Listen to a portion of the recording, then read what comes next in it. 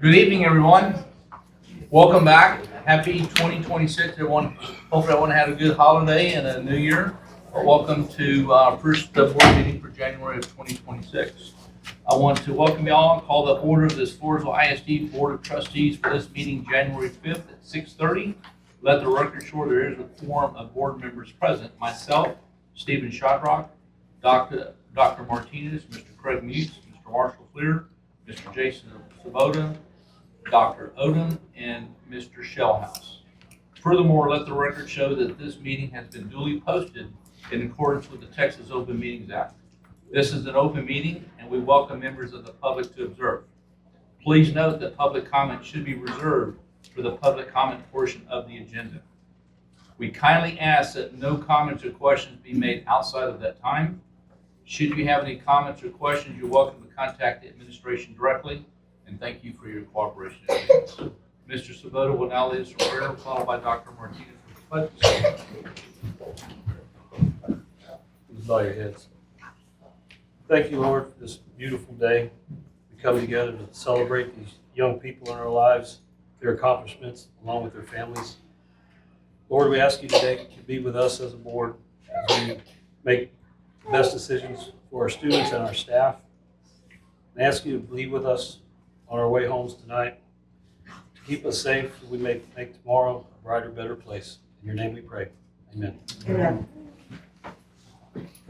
I pledge allegiance to the flag of the United States of America and to the republic for which it stands, one nation, under God, indivisible, with liberty and justice for all. Honor the Texas flag. I pledge allegiance to thee, Texas, one state, under God, one indivisible. FISD Vision and Mission Statement. The FISD Vision Statement is character, knowledge, confidence. Our mission statement is FISD is committed to the development of innovative, lifelong learners who possess character traits to achieve personal and professional success. Thank you, Mr. Shellhouse. Dr. Odom will now recite our FISD goals. The FISD goals are excellent student outcomes, superior workplace environment, exceptional customer service and community engagement, and strategic resource management. We will now do a round robin of the board's recitation of the FISD core beliefs. Our FISD core beliefs are, in FISD, we believe all students feel safe and supported in a developmentally and academically challenging environment. Families are welcome partners in their children's education. Faculty and staff are compassionate, dedicated, adaptable individuals who are student-centered. Campus leadership is fair, equitable, and clearly communicates and engages with stakeholders. Superintendent and central administration lead with integrity, transparency, and clear communication to provide a well-resourced educational environment. Trustees provide student-centered and fiscally responsible leadership and transparent and ethical support of all stakeholders. I will now recite our overview of the good governance and code of ethics. Overview and good governance of code of ethics. Each month we highlight one of our good governance indicators in the code of ethics that the FISD Board of Trustees follow to promote the best interests of the district as a whole. This month for the code of ethics we are highlighting commitment to service. I will focus my attention on fulfilling the board's responsibilities of goal setting, policy making, and evaluation. I will diligently prepare for all and attend board meetings. I will avoid personal involvement in activities the board has delegated to the superintendent, and I will seek continued education that will enhance my ability to fulfill my duties effectively.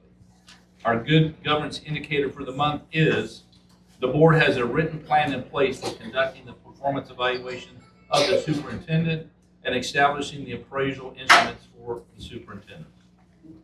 We will now have our recognition of the students, the teacher and the students of the month. Dr. Sluter and Ms. Wagner, I will now pass it over to y'all. Thank y'all. Got a lot of students out there. Right? Yeah. We got them lined up. So, good evening, Board, Staff, President, and the Board. Thank you for allowing me to present. We do the Teacher of the Month at ECC, so I get the pleasure of announcing our ECC Teacher of the Month. So I'll ask for Ms. Tiffany Carmona to come on up here. Next to me. Makes her nervous. I have the pleasure of introducing the ECC Teacher of the Month, Mrs. Tiffany Carmona. Now, Ms. Carmona is a little bit of a hidden treasure, in my opinion, in the district. She's one of those teachers she's always prepared, she's very pleasant to be around, she's very, very quiet. Most teachers, we do not equate quiet and teacher, at least not at ECC. She's very quiet, but she's got a little bit of an interesting backstory. She graduated, she's a graduate of Floresville ISD, and she's married with 2 young children. She came to us as a paraprofessional my first year, and she's also doing her student teaching in the process. So we were able to work with the Texas A&M professor, and she would come over and conduct observations in Tiffany's classroom. And Tiffany would always get so nervous. She would get so nervous. She's like, oh, my professor's here and my principal's here. And I'm like, you're a rock star, baby. You're going to be just fine. Don't worry about it. We were always very impressed with her quality of teaching and her willingness to complete assignments. So overall, she did all of this. She was a paraprofessional. She was a student teacher. She was getting her degree and her certification. But the thing that's unique about it is she did it all while she was 9 months pregnant at that time. She had that beautiful little baby. She's got 2 little beautiful baby girls. So I was amazed. I was very proud of her.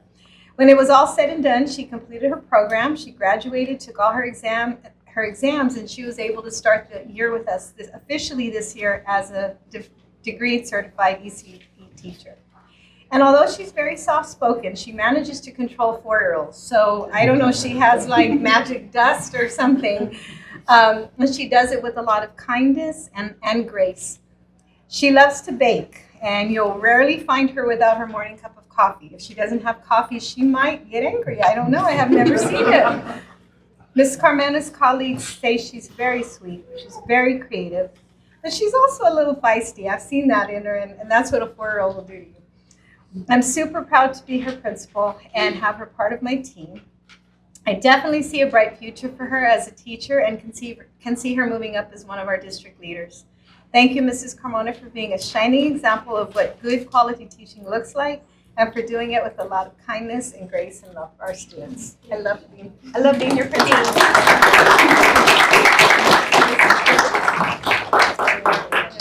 If you don't mind standing right over there, we're going to go ahead and have South Elementary and Dr. Schluter come.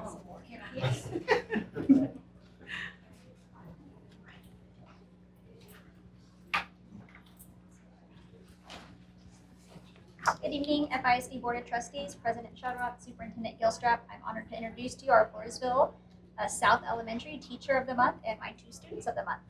Here I have Aaron Hernandez. He is the son of Daisy and Andrew Hernandez, and his big brother is Andy. His family is incredibly proud of him, and it's easy to see why. Aaron stays busy with baseball with Floresville Little League, basketball through All City Youth. He attends Harvest Church in Floresville, and he truly enjoys being outdoors. He likes fishing, dove hunting, and he hunts white-tailed deer, and he helps stock the family freezer, which shows responsibility well beyond his years. One of the most unique things about Aaron is his love for animals. He raises turkeys and mini chickens, just as a hobby, not FFA or 4-H yet. He has 4 turkeys, and according to his mom, about, 25 chickens. He has not named them yet, though. In school, he does an excellent job academically. His favorite subject is reading. He's very strong in math as well, enjoys drawing and Fortnite. His parents want him to know that they are extremely proud of him. He is sweet, polite, thoughtful, and caring towards others. Aaron is excited about going to middle school, especially because of the sports, art class, additional electives, and he even wants to be a lineman like his dad when he grows up, CPS lineman. Aaron is a wonderful example of responsibility, kindness, and hard work, and we are proud that he was selected as Student of the Month, South Elementary.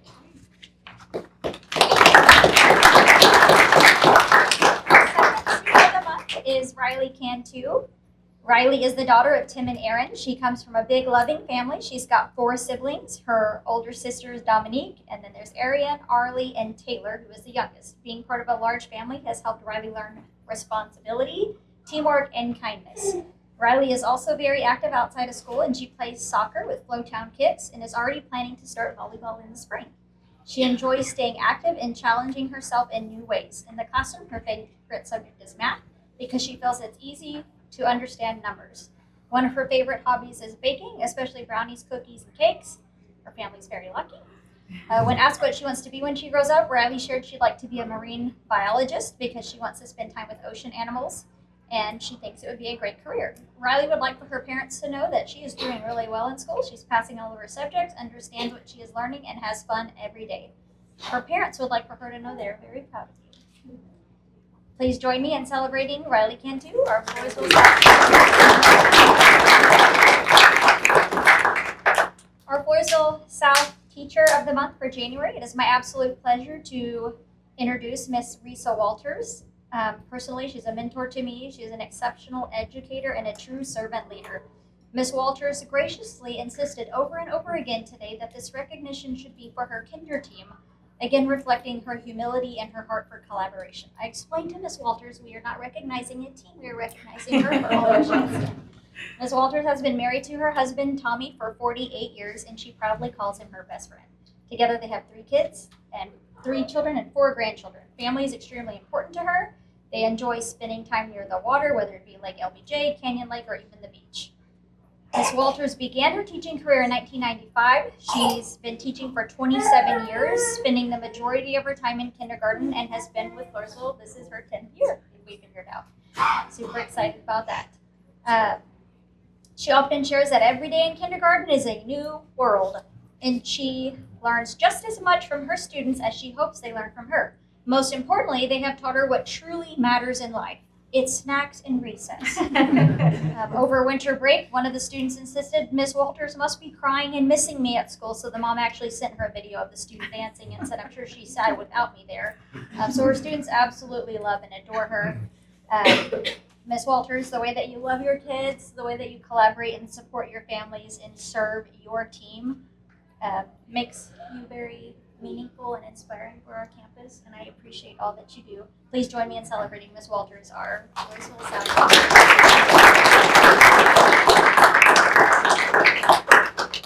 Well, Ms. Walters and Ms. Carmona, I just want to say congratulations on being Teacher of the Month.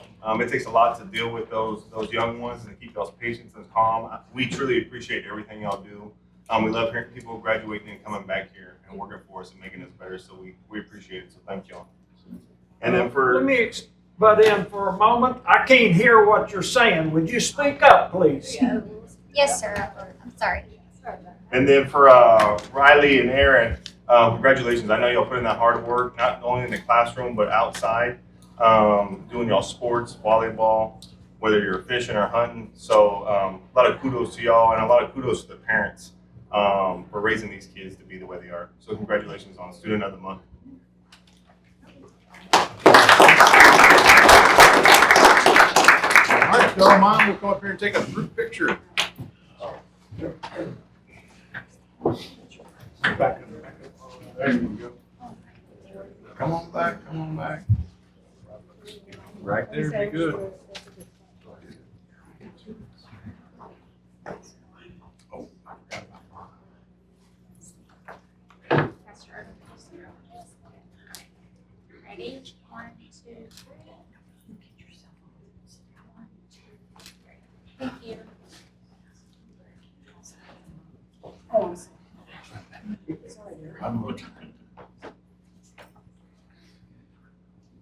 Before y'all step away, the Lions Club would like to give you something real quick.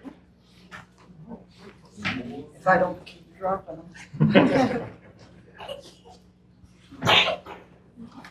You know, Got I got them. them? You got them? Yep, I just have them out of order, but anyway. All right, so can't you? And, Reese? Yeah, sorry. And Tiffany? And Aaron. There you go, right there. Right there, yeah. As a member of the Lions Club, we wanted to thank you all. You teachers do a fantastic job, and it's hard work, and I know because I did it 38 years. And your students were very proud of you and what you do and the extra work, and that it makes us proud and know that you have a great future. Thank you, Lions Club, as always. Thank you, Lions Club. If you don't mind, you want to take a picture real quick Yes. with the line? I'm going to do it up there.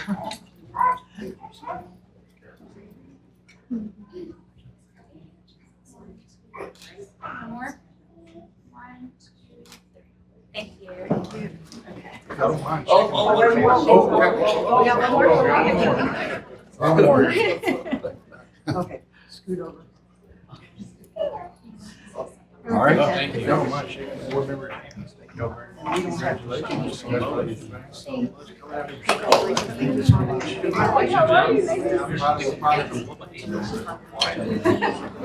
Congratulations. Congratulations, sir. Nice having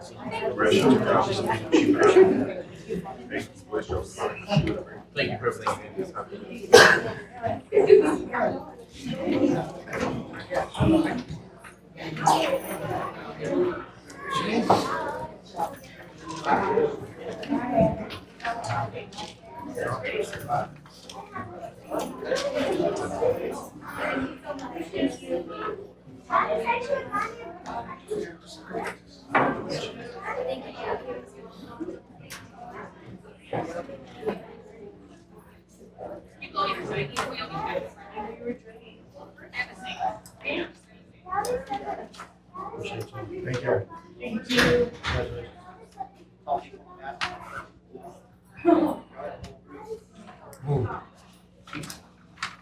Next, our FFA state recognitions will be Mr. Drzombic and Mr. Billings. And we'll pass it over to them for the recognition. Thank you all.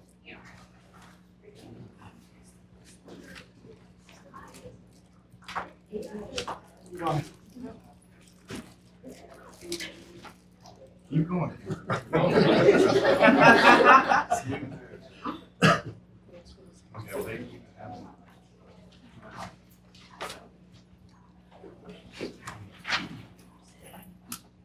We'll let more come in first.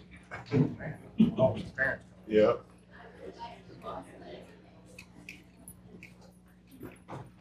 Great. I can't thank y'all enough for allowing us to come here and present some of our students here to you tonight.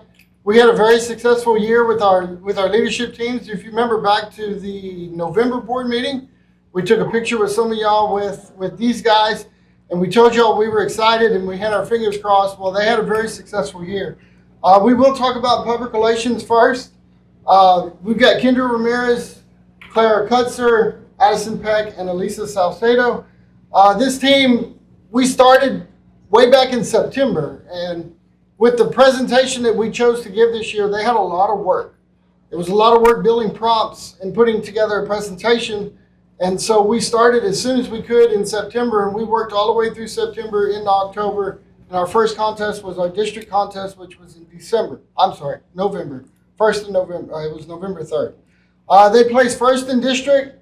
2 weeks later, we went to the area contest. We were second in area. Then that qualified us for the state contest. The first weekend in December, we went to the state contest, which was at Sam Houston State University in Huntsville.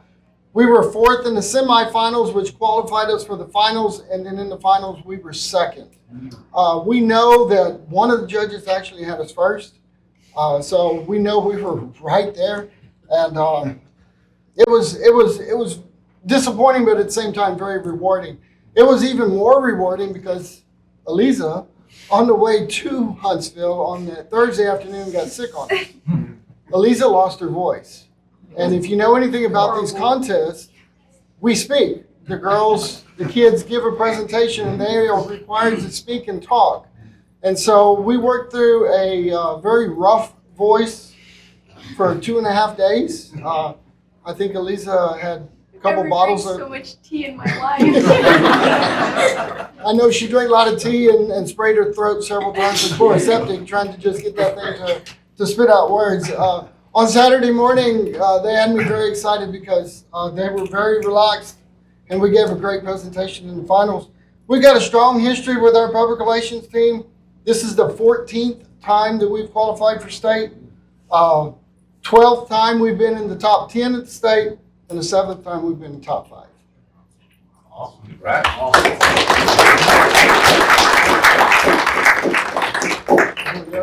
You keep going. Okay, so our next team will be our agriculture advocacy team. That'll be Cambry Angle, Nicole Lee's over there somewhere. Wave to him, Nicole. Nicole File, standing there in the middle. Jalen Spinks, and then James Marlowe.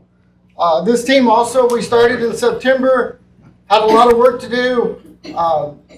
4 of these kids that were on this team were second at state last year, so they had a mission on their mind, and we came pretty close. We were first at our district contest, first at area. We were second in the semifinals, and then 5th in the finals. This team, they give a presentation and they advocate for agriculture. And this year we advocated for the GMO industry and about GMOs. I can't say enough about this group.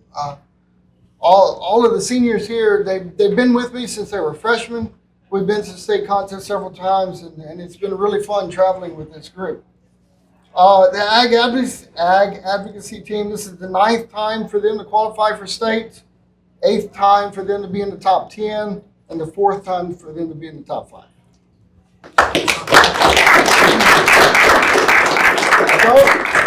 Both of these teams, there were over 400 teams that competed in each event in the state. So over 400 teams that they each beat. Again, thank you all so much for having us today. My name is Ms. Perner, and I had the pleasure of coaching our radio broadcasting team.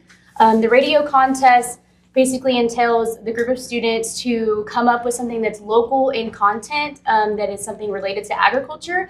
This year, we got to give a presentation about the dairy industry. When you think of Floresville, you really don't think of dairy, but there were dairies here. So we found a way to keep it upbeat and fun, and I think the kids had a lot of fun learning more about the history of the dairy industry in Floresville. The members of our team were Cooper Way, Hallie Orth, and Carly Lang. Cool thing about Hallie and I is that we've been at this for the past 3 years, and we've been to state for the past 3 years, and we finally got our big blanket to go with our little pillow sham we got last year. So this year we placed first at district, we placed first at area again. That's 3 times back-to-back-to-back area champs, so that's awesome. We were 5th in our heat, I believe, and then we were 4th in the state. There were over 870 teams across the state of Texas that competed in the radio contest, and we were 4th. And I am extremely proud of these kids. They worked so hard. They dealt with my antics of changing the script left and right. They sold some really punny jokes about dairy products, and like I said, I couldn't be more proud of them.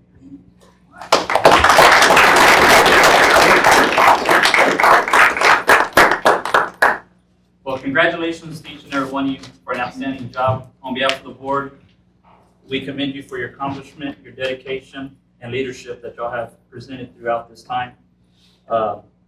Your hard work proves your commitment to it. To the seniors, best of luck to y'all on down the road. And the biggest thing is, thank you for your mentorship for the little ones that are behind y'all. Best of luck to all y'all.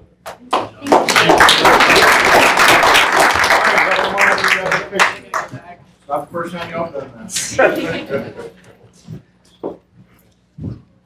You want to go on the other side? They may even know to give you 2 rows. Ready?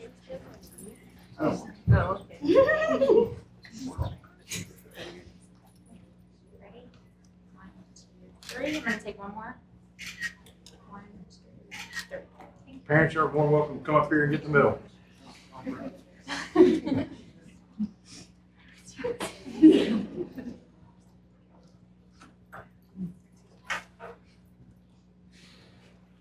Congratulations. If y'all don't mind shaking the board's hand back there. There's a lot of stuff. I think there's maybe like Sorry. no, I was sophomore. Very proud.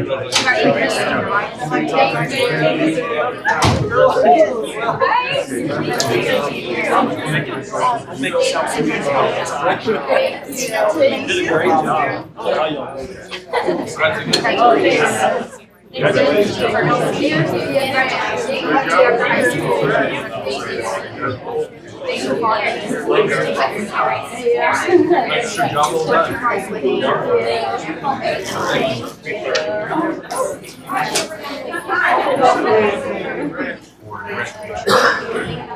you all.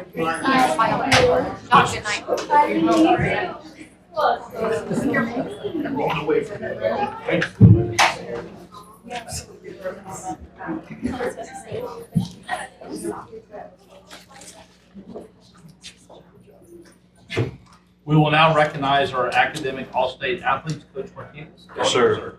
Thank you, Mr. Charbrook, and Board of Trustees. I'm honored to be here today to recognize our volleyball team. Not only do they excel on the court, but in the classroom as well. And I'll turn it over to Coach Smith, our head volleyball coach, to recognize our girls. Thanks, Coach. As you can see, we have 5 girls here. We had 5 seniors on varsity this year, and all 5 of them were selected to academic all-state. We have TGCA, which is Texas Girls Coaches Association, with a GPA no less than 94, and all 5 of our seniors were selected to that. And they were also selected to the Texas High School Coaches Association with a GPA no lower than a 92. So we're really proud of all of our seniors. Very fortunate that they not only led by example on the court, they were also big leaders in the classroom for us, and we're really proud of that. McKenna was also selected to the TGCA All-State team and the Blue Belt Texas Sports Writer Association All-State team. And Maddie, she was selected to the TGCA All-State team as well. Would y'all like to know anything else? Yeah. Sir? Introduction. Okay, we have Lila Smith. Come get your, okay. Oh, I don't know. Taryn Penlerick. Alyssa Fisk, Maddie Harden, and McKenna Hurtless. You're welcome. Thank y'all. Before Ms. Martinez speaks to the board, I just want to say I've watched y'all play for 4 years, and it's been a pleasure, and to see how much y'all have grown in 4 years as volleyball players and as young ladies in the classroom, on the court, in the hallways. Y'all have been exciting to watch, and so thank you all for representing Floresville High School and the district. So I'll turn it over to Ms. Martin. It's very impressive to hear about your accomplishments, especially not just we know all the hard work and the hours of dedication it takes to become so greatly skilled at playing volleyball and be able to meet these accomplishments that you have, but to also maintain such high GPAs in the classroom just shows how well-rounded you are as a person, as a whole person. So we commend you for all the hard work that you've given to your academics and your career in volleyball in high school, and we wish you the best of luck for after high school as well. Congratulations.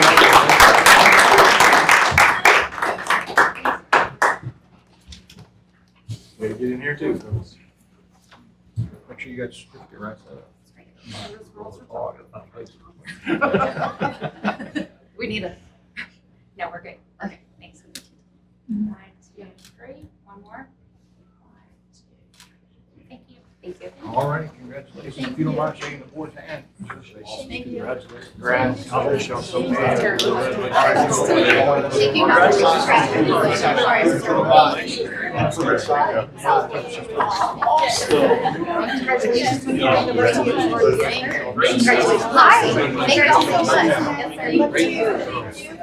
you so much. Yes, ma'am. Thank you. Appreciate y'all.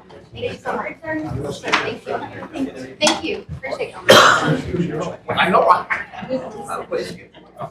Got a bunch more.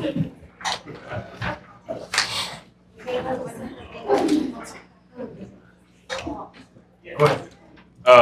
The next group I'm going to introduce is no guest to being in front of you. It's our cross-country team, and I'll turn it over to Coach Rod to introduce our academic all-state cross-country team. Good evening. Thanks for having us. Yes, we're definitely no strangers here anymore, I don't think. So this one, honestly, is my favorite, though, being recognized for academics over athletics. You know, we always preach, especially Coach Martinez, student athlete. So to do what they do best in the sport and still be able to maintain their GPA and their SAT scores and ACT scores. It's incredible. I mean, y'all know how much sleep they lack from waking up in the early mornings, and they probably could get some of that back because of how much they're studying and doing everything else. So tonight we've got Isaiah Cruz, Denny Winton, Joshua Simmons, and Nora Falon, and we're missing Ricardo Barajas, and then actually our manager, Katie Burns, had also gotten academic All-State as well. So like I said, these kids are amazing. Like I said, not just in their sport, but academically as well. They're always on top of their stuff. I've never heard any complaints from the teachers, so they are literally the definition of student athlete. So Competing at the state level, representing us, and in the classroom as well. Thank you all very much for that, for what you do. You have certificates for them? yes, I do.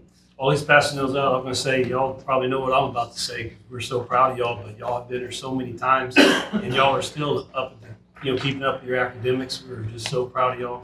We want to keep seeing y'all up here. I see y'all around town all the time running, so y'all keep up the good work. Okay? Just say congratulations to each and every one of y'all. Good job. Keep up the good work. Thank you.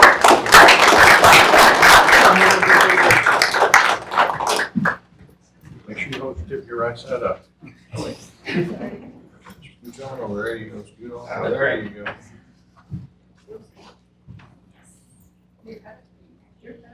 One, two, three. One, two, three. Thank you.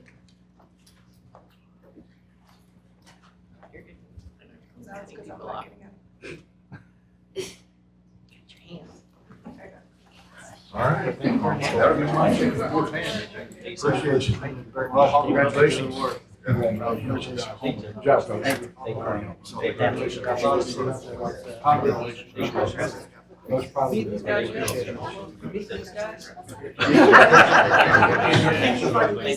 Thank you, Coach. Thank you.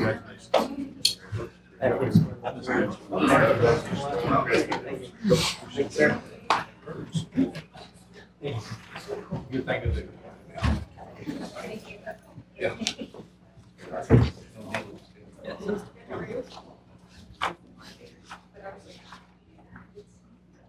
All right, I'm honored to be able to recognize some of our football guys. Obviously not the year that we hoped for.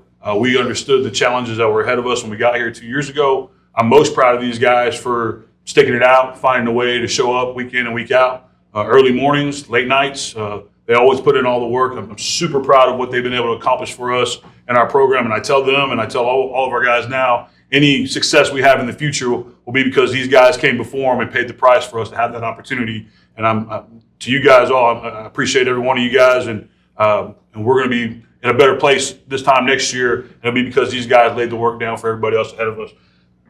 Starting off with Daniel Schaefer, second team All-State, academics. Good job, buddy. Dario Gilchrist, second team All-State. Jet Martinez, honorable mention All-State. Story Maldonado, honorable mention All-State. Wesley Cutser, honorable mention All-State. Josh Beatty, honorable mention All-State. Nolan Garcia, second team All-State.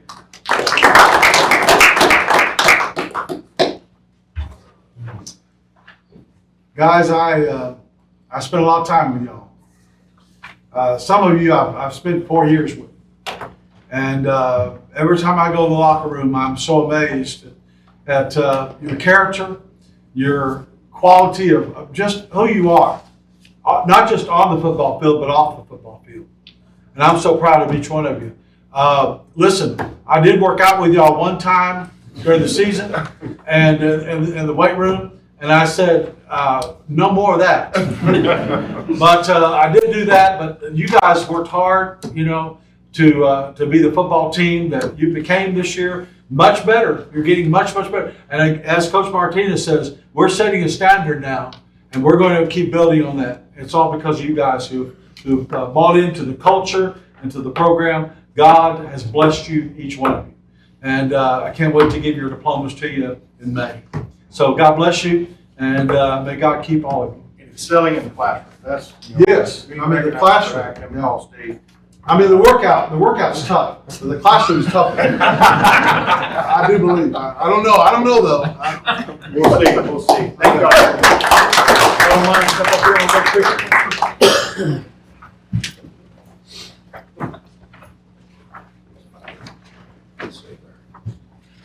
Make sure yours is the right side. Make sure you're sitting on the right side up.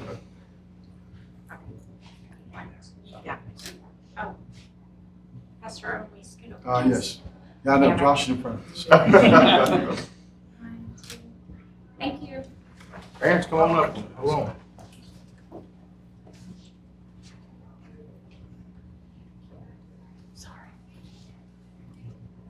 I want one in the middle. All right, come on. Thanks. Congratulations. If you don't mind shaking the board's hand. Congratulations, Josh. Love you. Appreciate you. Appreciate you. Wish you best. I'll talk more to you. Love you, man. Wish you job.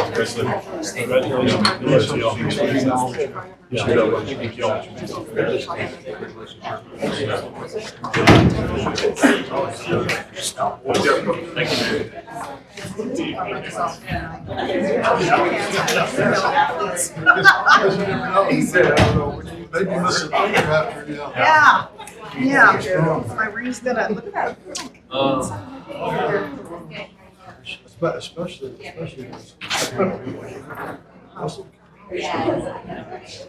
That's amazing.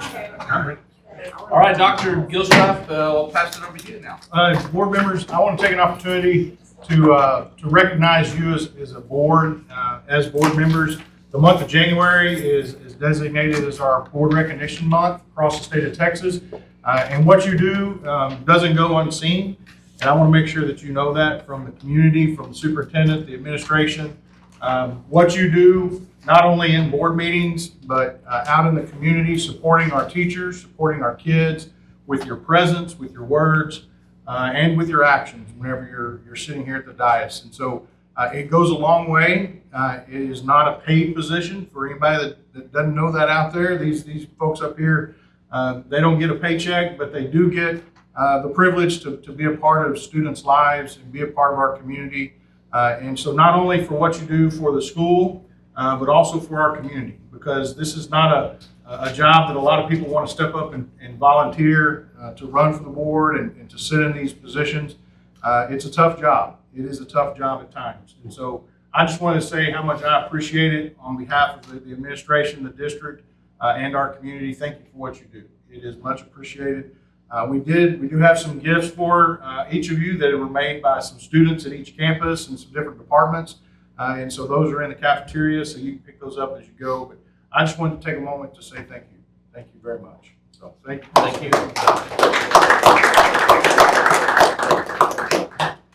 Ms. Petrie, do we have any public comments? Yes, sir. Good. Moving on now, we'll have the superintendent report by Dr. Gilstrap. Yes, sir. We want to take a minute to welcome everybody back from the Christmas break. We hope everybody had a great holiday season, was able to spend some time with family and friends. Our staff and our students are excited to see what's going to happen in the spring semester. So welcome to 2026. Ready or not, here we go. Throughout the holiday season, our district and our community came together to give back to some of those that were in need. Our family and community specialist, Miss Leanne Marshall, coordinated some meals for families at Thanksgiving. She also coordinated Angel Tree gifts for more than 100 families. That's more than 200 students in our community that benefited from Christmas gifts. She was able to work with community organizations, churches, different student groups from the high school and the middle school together and provide gifts for all of those kids in need. Our culinary arts students, they baked cookies, and really what was really pretty neat was they made cookie decorating kits with each package that the families came and picked up. They got some cookies and some decorating kits so they could go home and decorate cookies at the house. And so that was pretty neat from our culinary students. Also, our middle school athletic department, they collected gifts and provided a gift for every student here at our early childhood campus. And so that I'd never seen that before. That was really a pretty cool undertaking. And they had overwhelming support from the different families in the community. It was really neat to see them go into the classrooms here. One of the coaches was dressed up as Santa Claus, and they got to pass out gifts up here in the classroom, and it was really pretty cool. So These are only a few. There's a multitude of other things that we did across our community in different groups. But that's really just one of the reasons why I'm excited to be a part of Floresville ISD. It's a community that wants to give back. They see that need, and they want to try to meet it. So thank you to our community, and thank you to the board for allowing them the opportunity. And most importantly, thank you to our staff and our students for making that happen during the holiday season. And Ms. Marshall did an outstanding job. Prior to the Christmas break, the Floresville Education Foundation Prize Patrol awarded 67 grants for a total of $142,782.80 to our teachers across the district. That is a new high for a single year. $142,000 is incredible. They did an outstanding job of fundraising. Our teachers did an outstanding job of writing those grants. Our students will benefit through the innovative and engaging instruction in the classroom. And so we want to thank the Education Foundation Board for their time, dedication, and outstanding work to provide for the extras in the classroom. We have budgets, but that money is able to purchase some of the things to go above and beyond in the classroom. So thank them so much for that. Their efforts represent the community and how they support FISD. So over the past 11 years, they have awarded $756,000 in teacher grants, and that's just a huge number in 11 years. So thank you to the Education Foundation and for what they do in supporting our teachers in the classroom. I do want to take a moment to welcome Meredith Balzan, if you don't mind standing up, Meredith. Ms. Balzan is our new communications specialist. She comes to us with 10 plus years of experience in communications. She has done work for Austin and San Antonio rodeos. She's done Hemisphere and then the Briscoe Western Art Museum. So she's done some nonprofit work, working in communications for some different organizations. She has been in Floresville now for about 7 years, but this will be her first job in education, and we are excited to have her on board. Thank you for joining our team. Thank you, Ms. Balzan. You may see her out and about in the community. She'll probably have a camera in front of her face, but so she'll be out there promoting the district. So thank you for that. We're finalizing the board summit that's going to be at Tapatía Springs in February. So we're finalizing that registration for the ISO training as well as Team of 8. Again, Alyssa, if you have not, make sure we got everybody registered for that. We will be talking about transportation for that event as it gets closer. It's at the end of February, so we do have some time before we start scheduling transportation to get over there to that training. It's not too early to already start saying it, and so we're in the spring semester, graduation. Graduation's coming up. It'll be here before you know it. We've already started the planning process, so mark your calendars. Graduation will be Friday, May the 29th at 7:30 at Eschenberg Field. As always, it's going to be a great time of celebration for our students, families, and the community. So mark your calendars for that. As a community, as board members, it is a great time of celebration. Included in the packet is some enrollment counts as well as attendance counts for as of before Christmas break, Thursday, December 11th. And then also there's a brief list of some other upcoming events. Are there any questions? All right. Thank you, Dr. Gilstrap. Next, Ms. Brooks and Ms. Jacob will give an update on the School Library Advisory Council, also known as SLAC. Good evening, Dr. Gilstrap, President Shadrock, and Board of Trustees. We would just like to share a report with you regarding the School Library Advisory Council. So something that's new to FISD that we talked about a little bit in August when we did pass some new board policy. Sorry, I need this. Oh, sorry. SB 13 came out in the latest legislative session, which is what caused us to form the now School Library Advisory Council. What SB 13 or the SLAC created was ensuring that parents have access to library catalog and control which library materials their students can access, ensuring an effective library material challenge process, including the use of local school library advisory council, and updating the school system's library materials acquisition policy. So Ms. Jacob has been hard at work making sure that all of these are in place, and we wanted to make sure that we updated y'all tonight. As you know, we did adopt board policy EFB in September, I believe, or August, which is kind of what governs our SLAC committee going forward. And so at this time, I will turn it over to Ms. Jacob, who is our instructional media specialist and district librarian. Good evening. The FISD Library School Library Advisory Council is expected to review proposed library acquisitions for 4 campuses, offering recommendations for new additions. Additionally, they may suggest modifications to policies related to library catalog, material procurement, and the management of any formal challenges that we may receive. Our SLAC's forthcoming responsibilities encompass these key areas: the procurement of library materials, any challenges that we see from local community members or parents, and then policy review as well. Now, collaborating with you is one of their roles as well, and they'll help to revise policies or especially those particularly concerning parental rights, any challenge procedures, and any library acquisitions. So let's first delve into the process for acquiring those library materials. So as you can see, this is a pretty lengthy process.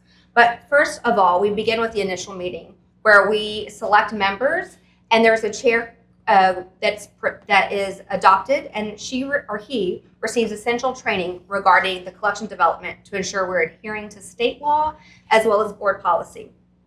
Throughout the year, the SLAC meets to review proposed materials along FISD staff, ensures the proposed books align with TEKS, curriculum, and collection development standards. That alignment is vital for maintaining the quality and relevance of library resources. Now, keep in mind that the SLAC's recommendations are publicly posted on the FISD website for 30 days. This allows transparency for our community as well as provides them an opportunity for input. At a later board meeting, you will all review the SLAC's recommended list for procurement, and it is then that you'll decide whether we should approve or reject them. Once you approve the materials, they are then procured, processed, and we add them to each of the library's campus inventories. Overall, this thorough and collaborative process ensures that our libraries are stocked with valuable and age-appropriate resources that ensure our community's values are at the center of our purchases. Another role of the SLAC is to assist in the review of any formal challenges that the district may receive regarding any instructional materials that are currently in our inventory. Now, we are in January and we received 0 challenges. So let's continue on this path. The next thing that the SLAC is responsible for is the process of challenge materials. So when those formal challenges are submitted, the first crucial step is first restricting the access to those challenge materials. So we'll remove them from the shelves so that no students within our district have access to them. This allows us to approach that situation with care and consideration.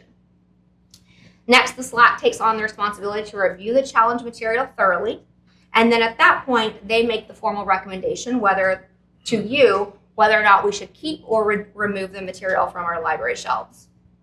Again, the challenger has the right to appeal the SLAC's recommendation to you, which you will then use statutory factors, timelines, to ensure a fair and structured process moving forward. Again, these processes reflect our commitment of transparency and community involvement in managing our library's resources. So our next steps. Next, we need to formally establish the SLAC, which we have. So this marks a significant step forward. So now we can actually begin procurement of library resources. So here are our SLAC members. Our voting members are all parents of our FISD students. We have Teresa Felbaum, Elizabeth Pernow, Annette Mummy, Angelica Wolf, Andrea Irabari, Christina McDowell, Kelly Doty, and Jennifer Kincaid. Some of the non-voting members who will help kind of guide these members is Mrs. Brooks, myself, Heather Belcher, which is an FNE 4th grade teacher, and Renee Merton, who is our FMS library facilitator. In the coming weeks, the SLAC will be invited to attend their first meeting and will meet one more time to meet statutory requirements. In the event any formal challenges are received, we will then reconvene as a SLAC council. At a future board meeting, the SLAC will present their list of materials for procurement, and those board-approved materials are procured, processed, and then incorporated into each of our campus libraries. Again, this is an ongoing collaboration with our parents and our community members. to ensure our library resources remain relevant and beneficial to our students. So as I wrap up, I'd be happy to address any questions you may have or provide any further clarification on the information presented. So should we expect toward the end of this semester, as y'all look at what potentially y'all need to acquire for the upcoming school year in the fall, that we should be expecting to see y'all? So I'm thinking by March, because we have to post for 30 days. Okay. So if we meet with those Slack members at the end of January, if we post it for the month of February, then by March we should have a list ready to procure. Thank you. Yep. Anything else? Thank you. Awesome, thank you. Thank you. Sorry, no. Our last report is the calendar development report by Ms. Brooks. Good evening again, President Shadrock, Dr. Gilstrap, Board of Trustees. I would now like to share a report on our 2026-2027 school calendar development. So some of the topics that I will address or highlight include requirements from the Texas Education Code, background on calendar, possible options for some of our current challenges, and we also have an estimated timeline for approval, and I can answer any questions that the board has tonight.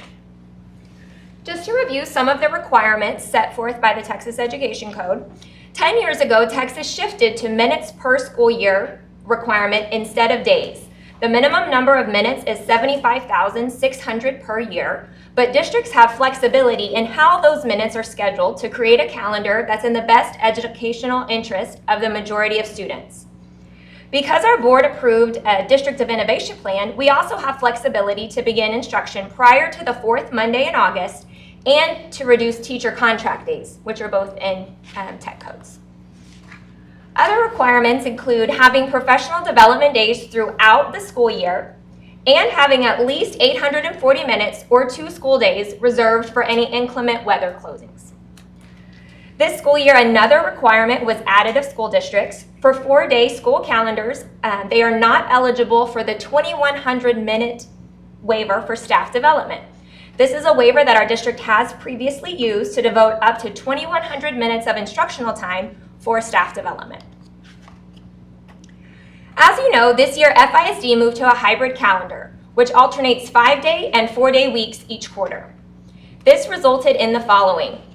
It reduced school days for students by 5 days, reduced staff days by 9 days, 5 of which were those instructional, 4 more were professional development. It increased the length of the elementary school day by 10 minutes, and it reduced the length of the secondary school day by 10 to 15 minutes on middle school and high school. We also, as a district, childcare was provided on Fridays during the 4-day quarters free of charge to parents through the offsetting of costs of fewer instructional days, which is about 1% of our annual budget. The primary reason for this change was to improve teacher recruitment and retention, which can ultimately improve student outcomes. We know that teacher quality and efficacy has the biggest in-school impact on student achievement. We also continue to monitor our attendance rates and making sure that we're maintaining strong attendance, but also hoping to improve attendance. When considering this change, the district collected feedback from various stakeholders through surveys, committees, and public meetings. Overall results showed 68% of people supported the calendar change. As we've now completed our first semester of the hybrid calendar, which included 1 quarter of 5-day weeks and 1 quarter of 4-day weeks, we've continued to monitor a few key areas: recruitment and retention, student discipline, student and staff attendance, and student performance. In looking at recruitment and retention, FISD has seen decreases in teacher turnover over the last few years, including a 3% reduction after the calendar was announced for this school year. During our current school year, our hiring efforts have yielded more certified and more experienced teachers than in previous years. 69% of new hires indicated calendar as one of their primary reasons for choosing FISD, and we also saw an 8% reduction in uncertified teachers in classrooms. The number of discipline referrals has drastically decreased, in my opinion, in middle school and high school. So you can see at FMS we have a decrease of 37% and FHS a decrease of 24%. Of course, there are many factors that contribute to a decrease in discipline referrals, maybe even including the new cell phone ban.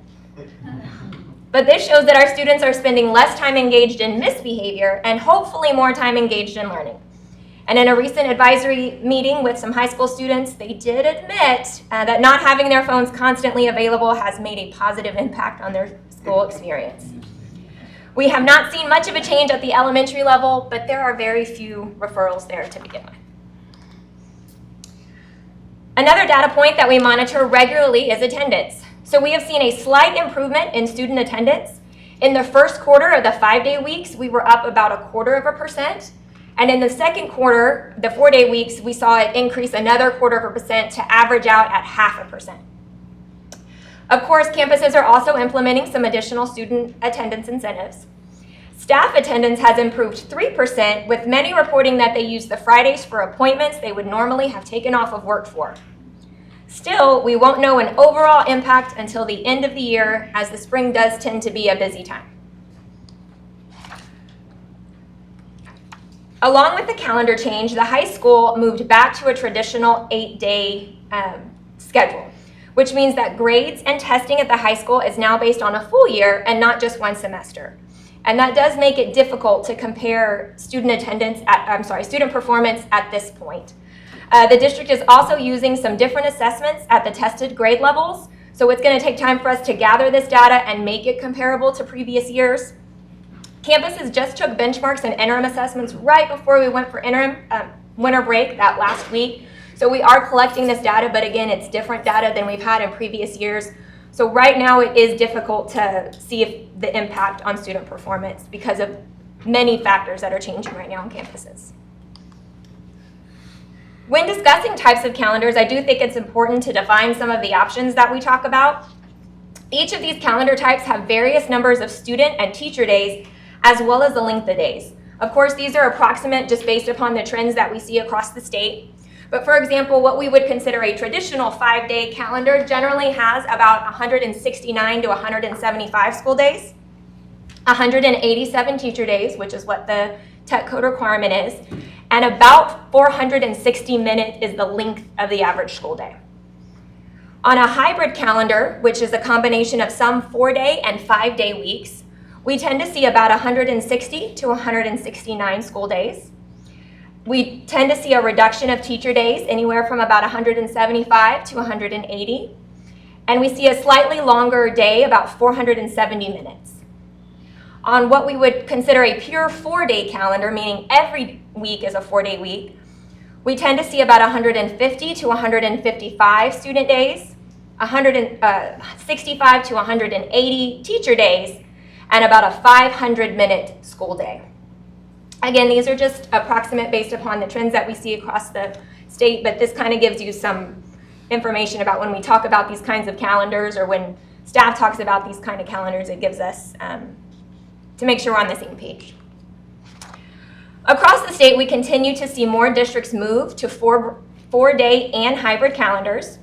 4-day calendars increased from 107 districts to 159 this year, and hybrid increased from 21 to 46. This map shows where these districts are located across the state. Floresville is actually the district in yellow just below San Antonio, which shows that we are on a hybrid. And of course, we do have one neighboring district on a 4-day. But you can see that it is across Texas where we see the pattern of both hybrid and 4-day calendars. Still, while there's much discussion about the school calendar for next year, it is important that we acknowledge there are some current challenges in creating that calendar. Chiefly, the overall impact of our current hybrid calendar is truthfully still unknown. While we monitor these key areas like recruitment and retention, attendance, and student performance, most of this data is not generated until the end of the school year, which is after we adopt school calendars for the following year. We also want to make sure that we're evaluating the impact of our calendar on families. A parent survey is set to go out tomorrow to collect feedback on our current calendar. We already know that about 50 to 89 kids use the childcare on Fridays, and with a downward trend in attendance. So we started at the high of 89, but the last December day was 50 kids. So we've seen a slight decrease each time. The district does offer the meal distribution on Fridays as well, but I did check with food service, and the meals that are being distributed on that day are all of our kids in the camp. So we're not having walk-ins on the Friday, but these are just some little things that we monitor to see what the community impact might be. And then just in talking with teachers, we also have had mixed reviews about how the calendar is impacting instructional planning. You might like the calendar itself, but we did have to make some instructional adjustments for the 5 fewer days, even though it's the same amount of minutes. Most of those adjustments are taking place at the high school because they are also transitioning from the 5-period day to the 8-period day. So I can see where it definitely would take a year to make sure those adjustments are the best that we can do for kids. But again, I just want to reiterate that when we design the calendar, our priorities are that we're of course going to adhere to any requirements in the Texas Education Code, and that we are going to design a calendar that's in the best educational interest of the majority of students. Estimated timeline, like I said, we do have a parent survey going out tomorrow morning, and the staff survey went out this morning, so we're beginning to get some information from both staff and parents. We also meet with the DEIC committee in January, which includes staff, parents, and members of the local business community, and we'll review that calendar input from the surveys at that meeting. And we're going to continue to monitor data on attendance and student performance. In February, we could look to the board to provide parameters similar to how you did last year on length of day or start and end times. We'll also create draft calendars based upon the input that we collect from staff and parents. The calendar committee then selects top choices for the staff to vote on, and we anticipate proposing a calendar to the board at our regular March school board meeting. Okay, at this time, I'll take any questions from the board or any thoughts. We know that the state discourages doing the 4-day calendar. So I'm just wondering, in the surveys that are going out to parents and staff, is any of that highlighted in the survey? Like, are they getting that information that if we go to a 4-day calendar, we may be penalized when it comes to grant funding or some other thing? Other funds might be withheld from us because we're 4-day versus a hybrid or a 5-day. I don't have that specific thing in the email schedule to go out, but we could also always include additional information. We did share that information with the calendar committee. We've met twice, and their job was to go talk to 10 people and share that information and get that informal feedback. So they're hopefully acting as some of those liaisons, and we're trying to share that information as much as possible. When we shared that with DEIC in October. I just think it's important for parents to know before they vote, you know, if I'm voting for this calendar, these are just some ways that we might be penalized as a school district. Yeah, versus they get the all the other. information. Yeah. Even if it's on the website or wherever, as long as it's out there, they can access it. They have everything. Of course, the state hasn't come out and said, you're gonna lose blah, blah, blah, blah. So what we're just seeing is, here's a grant application, and here's a new question on this application, and the question is, how many instructional days do you have? We're not asking that for the fun of it. They're asking it because they're gonna consider it as a part of the application process. So that's where that's coming from. There's not a statute that says, you know, we'll be in violation of, but yes. But we know with all the talk We do know, and TEA that's kind of has. the direction they want to go. Yeah, TEA possibly has could happen. the other thing that's out there is obviously pending legislation. We're not in session now, but there will be legislation proposed to try to address some of these calendar issues with new laws or new bills. So we'll see how that goes. So what you're saying, because you've shared with me, there's mechanics behind the background on how we get our money from the state. Correct. One of those based upon enrollment, as long as we're below 5,000, we get a different pool of money then. So similarly, if we go to a true 4-day, there could be limitation on that funding as well. If they were to change the funding formulas, yes, that could be an option that they could do, which could be a bill that they propose. So the unknown with the TEA and the legislature is one thing, but also just trying to decide our calendar for next year, opportunity to get feedback from the board. We still have a lot of questions unknown. We don't know what our student outcomes are going to be at the end of the year. We don't know what that final ADA attendance for teachers and staff. We don't know a lot of things until we get through at the end of the year. So that's some of the bigger questions I have. We adopt a calendar to reduce days and go down into a pure 4-day, and then all of a sudden we get our state scores back and they're not good. Well, that's not going to be good to go in from that angle. So, but feedback from the board, please, y'all, your opportunity to give a little feedback. So I think it'll be interesting to see the surveys when they come back, both from the parents and the educators, how people like it, and hopefully, is there areas that they can add some comments in there? Yes. So we'll be able to see some verbal comments that come back as well. Okay. Thank you. Thank you.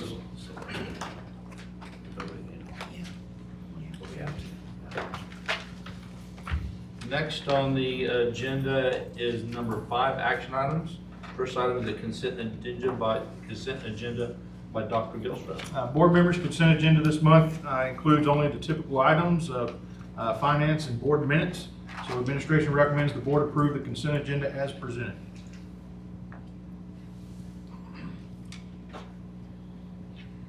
Mr. President, I move to accept the administration recommendation, consent agenda. A second.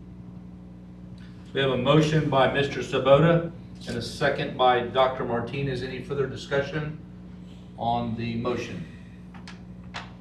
Show of hands in favor of the motion.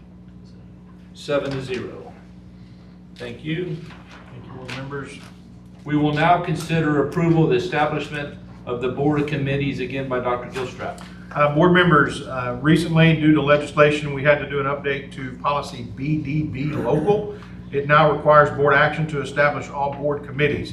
The policy requires the board to establish each committee and identify 4 different areas. 1, the number of members, number of board members on the committee. 2, the process to appoint the board members on the committee. 3, set the term limits for each of these committee members. And 4, set the responsibilities of each committee. In FISD, we have 2 board subcommittees, the policy committee and the finance committee. Both committees will include 3 board members. They will be appointed by the board president for a 1-year term as set forth in the board operating procedures, which have already been approved by the board. The responsibilities of the policy committee are to review items and information regarding any policy updates and provide any recommendations to the board for consideration. And the responsibility of the finance committee is to review the finance in preparation for recommendations on budget and any other items regarding school finance. It is something new that the board has to vote to establish any committees, and those are the only 2 we have at this time. So administration recommends the board approve the establishment of board committees as presented. Mr. President, I'd like to make the motion to accept the administration's recommendation. I'll second. We have a motion by Dr. Odom and a second by Mr. Fleer. Is there any further discussion on the motion that's been made? All in favor, show of hands. 7-0. Thank you all. Board members. Last, we will consider the approval of the TASB policy update 126 and BE local, once again by Dr. Gilstrap. Board members, I don't know how many of you read the entire policy update 126. I know you did from cover to cover, 1,400 plus pages. This is the big one coming out of legislation back in the spring. So there's been a lot of time and effort put in by TASB. A majority of those were legal policies, so they don't go before the board. They're automatically put into place. But there were a number of local policies which have been included in the packet. So included in the board packet are the documents for update 126 affecting local policies, as well as additional changes to BE local, which I'll talk about in just a second. The board policy committee met with the cabinet on Monday, December the 15th to review these updates with no recommended changes. Legal policy updates were also included, however, these do not require any board action. Listed below are the local policies presented for approval. Updates to local policies DGBA, FNG, and GF have been removed. These were addressed, these are grievance policies that were addressed through our DOI update back in October by the board. Also, the proposed policy update to BE local reflects items that were addressed in the board operating procedures. So BE local establishes, prior to an agenda being posted, The agenda has to be posted instead of 72 hours prior to the meeting. It's now 3 business days prior to the meeting. But their recommended language for board members bringing items to the superintendent or board president was 10 days, and I put in there I wanted to recommend 10 business days, because 10 days, that could fall real close to that 3 business days whenever we start doing 4-day weeks and we have extended weekends and breaks and things like that. So I wanted to try to make that recommendation, which has also been included in the board operating procedures.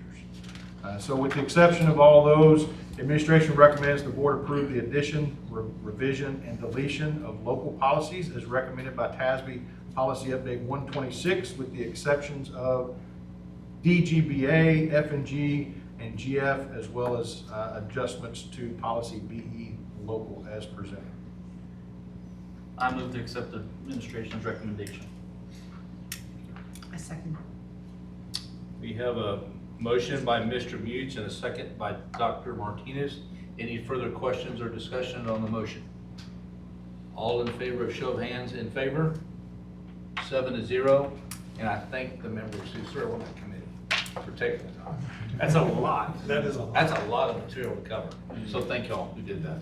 It is. Appreciate that. Thank you, board members, for not asking me to read all of them out loud into the record.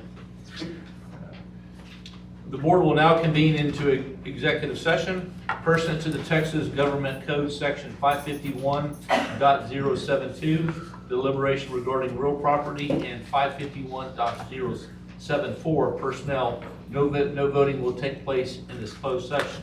Any action the board wishes to take as a result of the discussion in the closed session will take place after the board reconvenes in an open meeting. The time that we'll go into executive session is 7:42.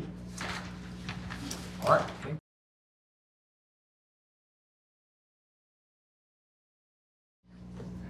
The board will now reconvene in open session at 8:43. Yep. We will now consider approval of the action item number 7A is consider approval of the actions items discussed in executive session. Board members, administration recommends the board approve the probationary contract for Dixie Hay for the remainder of the current school year. I move to Accept the recommendation. accept the recommendation. I'll second that. I'll do the same. Let's hope we eat cookies. We have a motion from Mr. Craig Mutes and a second by Jason Sabota. Any further discussion? Show of hands. Motion passes 7-0. Thank y'all. We have now concluded our agenda for this meeting. Is there any further discussion? I see none. Hearing none, the meeting is adjourned at 8:44. All right, thank you, board members. Thank you.